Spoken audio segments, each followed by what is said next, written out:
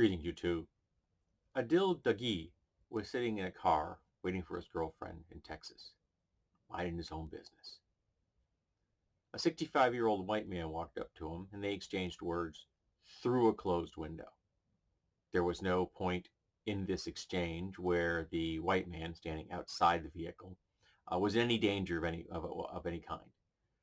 And yet he drew a firearm, shot through the window. There was a wound through DeGee's left hand. The round went through his head and out the other side of the vehicle. 11 days after he murdered a man on the streets, he was arrested, allowed to turn himself in, and spent less than 2 hours in custody. 2 hours. For gunning someone down sitting in a closed vehicle that posed him no threat. 11 days. He was given the grace of having law enforcement contact his lawyer, and then he turned himself in to only spend 2 hours in custody for gunning somebody down in the street. Now, from the name Adil Dagi, you can imagine that he is not a white dude. He is Moroccan, or was Moroccan. Now he's just dead because some random white guy decided he didn't like a brown person being parked outside on the street near his house. I live in a street. I live in a corner. All right, there's a street there and there in my house. People park out there all the damn time. I don't care. I really don't.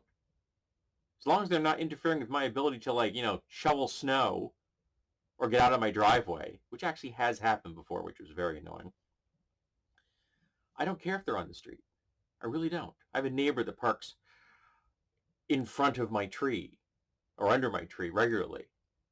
I don't care. As long as he doesn't mind driving around my garbage barrels once a week. I don't care if he parks there. And never once have I ever had a desire to go outside and confront someone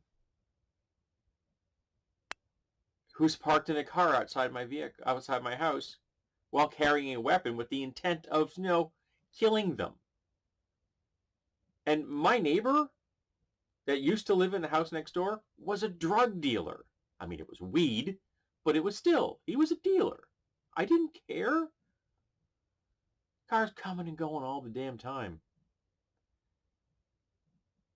And never bothered me at all. I didn't kill any of them.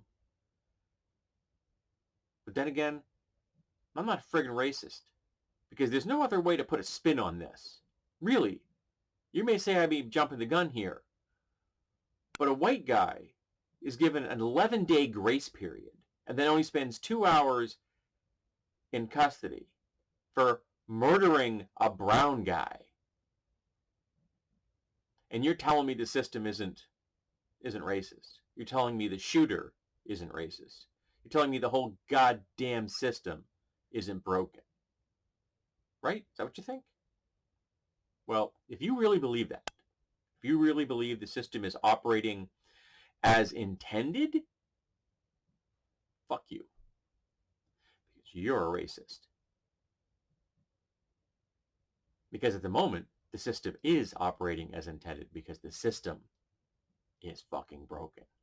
Because the system was created by racists, is maintained by racists, is defended by racists. And this white guy benefited from that racist system. Remember, in America, law enforcement was built off of slave patrols.